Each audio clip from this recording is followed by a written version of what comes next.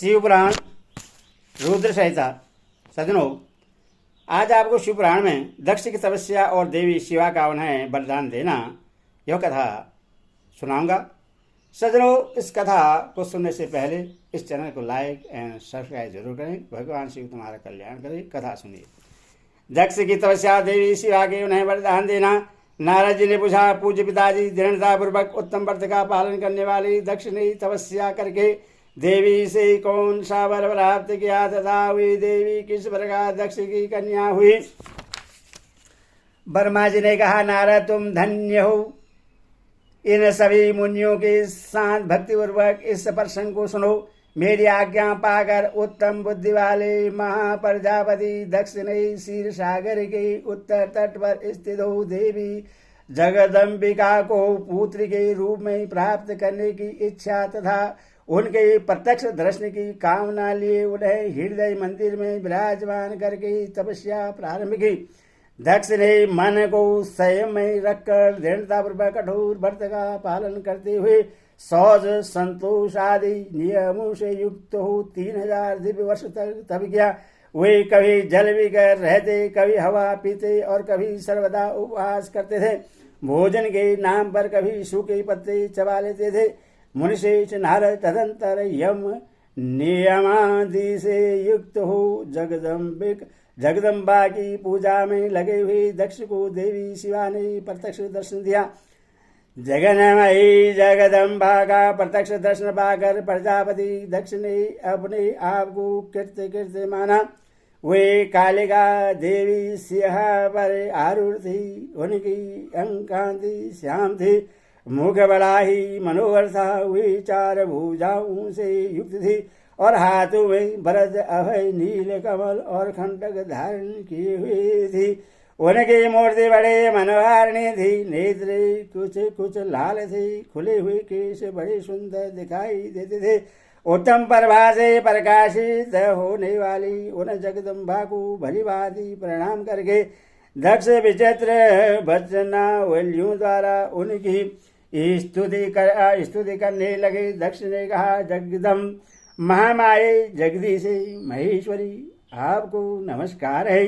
आपने कृपा करके मुझे अपने स्वरूप का दर्शन कराया है। भगवती आगे मुझ पर प्रश्न हुए, शूरपेणी प्रश्न हुए, भक्त वरदायिनी प्रश्न हुए।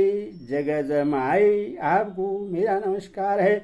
ब्रह्मा जी कहते हैं, मुने श्वेत चित्त वाली दक्ष के ईश्वर का स्थिति करने पर महेश्वरी शिवा ने स्वयं ही उनके अभिप्राय को जान लिया तो भी दक्ष से इस प्रकार कहा, दक्ष तुम्हारी इस उत्तम भक्ति से मैं बहुत संतुष्ट हूँ।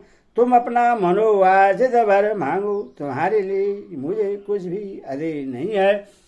जगदम्बा की यह बात सुनकर प्रजापति दक्ष बहुत प्रसन्न हुए और उन शिवा को बारंबार प्रणाम करते हुए बोले। दक्ष ने कहा, जगदम महामाई, यदि आप मुझे वर देने के लिए उधर हैं तो मेरी बात सुनिए और प्रसन्नतापूर्वक मेरी इच्छा पूर्ण कीजिए।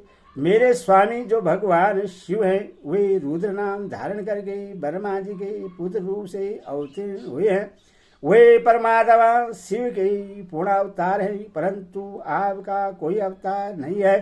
फिर उनकी पत्नी कौन होगी? अतः शिवे, आप भूतल पर अवतीर्ण होकर उन महेश्वर को अपने रूप लावण्य से मोहित कीजिए। देवी, आपके सिवा दूसरी कोई स्त्री रुद्रदेव को कभी मोहित नहीं कर सकती। इसीलिए आप मेरी पुत्री होकर इस समय महादेव जी की पत्नी होइए। इस प्रकार सुंदर लीला करके आप हर मोहनी भगवान शिव को मोहित करने वाली बनिए।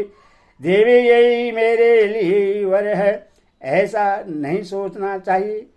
इसमें मेरे ही साथ संपूर्ण जगत का भी हित है। ब्रह्मा विष्णु और शिव में ब्रह्मा जी की प्रेरणा से मैं यहाँ आया हूँ। प्रजापति दक्ष का यह वचन सुनकर जगदम्बिका शिवा हंस पड़ी और मन ही मन भगवान शिव का स्मरण करके यूं बोली। देवी ने कहा, तात प्रजापति दक्ष, मेरी उत्तम बात सुनो। मैं सत्य कहती हूँ, तुम्हारी भक्ति से अत्यंत प्रसन्न हूँ। तुम्हें संपूर्ण मनोवांछित वस्तु देने के लिए उद्यत हूँ। दक्ष, यदि मैं महेश्वरी हूँ तथापि तुम्हारी भक्ति के अधीन हो तुम्हारी पत्नी के गर्भ से तुम्हारी पुत्री के रूप में अवतीर्ण होंगी। इस समय श्रेयस नहीं है। अनक मैं अत्यंत दुस्सह तपस्या करके ऐसा प्रयत्न करूंगी जिससे महादेव जी का वर पाकर उनकी पत्नी हो जाऊं। इसके सिवा और किसी उपाय से कार्य सिद्ध नहीं हो सकता, क्योंकि भगवान सदाशिव सर्वदा निर्विकार है, ब्रह्मा और विष्णु के भी सेवी हैं तथा नित्य परिपूर्ण रूप भी हैं। मैं सदा उनकी दासी और प्रिया हूँ। प्रत्येक जन्म में वे नाना रूपधारी शंभु ही मेरे स्वामी होते हैं। भगवान सदाशिव अपने दिए हुए वर के प्रभाव से ब्रह्मा जी की भृकुट से रुद्र रूप में अवतीर्ण हुए हैं। मैं भी उनके वर से उनकी आज्ञा के अनुसार यहाँ अवतार लूंगी। तात अब तुम अपने घर जाओ। इस कार्य में जो मेरी दूती अथवा सहायिका होगी उससे मैंने जान लिया है। अब शीघ्र ही मैं तुम्हारी पुत्री होकर महादेव जी की पत्नी बनूंगी। दक्ष से यह उत्तम वचन कहकर मन ही मन शिव की आज्ञा प्राप्त करके देवी शिवा ने शिव के चरण बिंदु का चिंतन करते हुए फिर कहा, प्रजापति, परंतु मेरा एक प्रण है, उससे तुम्हें सदा मन में रखना चाहिए। मैं उस प्रण को सुना देती हूँ, तुम उसे सत्य समझो, मिथ्या न मानो। यदि कभी मेरे प्रति तुम्हारा आदर घट जाएगा तब उसी समय मैं अपने शरीर को त्याग दूंगी, अपने स्वरूप में लीन हो जाऊंगी अथवा दूसरा शरीर धारण कर लूंगी। मेरा यह कथन सत्य है प्रजापति। प्रत्येक सर्ग या कल्प के लिए तुम्हें यह वर दे दिया गया। मैं तुम्हारी पुत्री होकर भगवान शिव की पत्नी होंगी। मुख्य प्रजापति दक्ष से ऐसा कहकर महेश्वरी शिवा उनके देखते देखते वही अंतर्ध्यान हो गई। दुर्गा जी के अंतर्ध्यान होने पर दक्ष भी अपने आश्रम को लौट गए और यह सोचकर प्रश्न रहने लगे कि देवी शिवा मेरी पुत्री होने वाली है। ओम नमः शिवाय।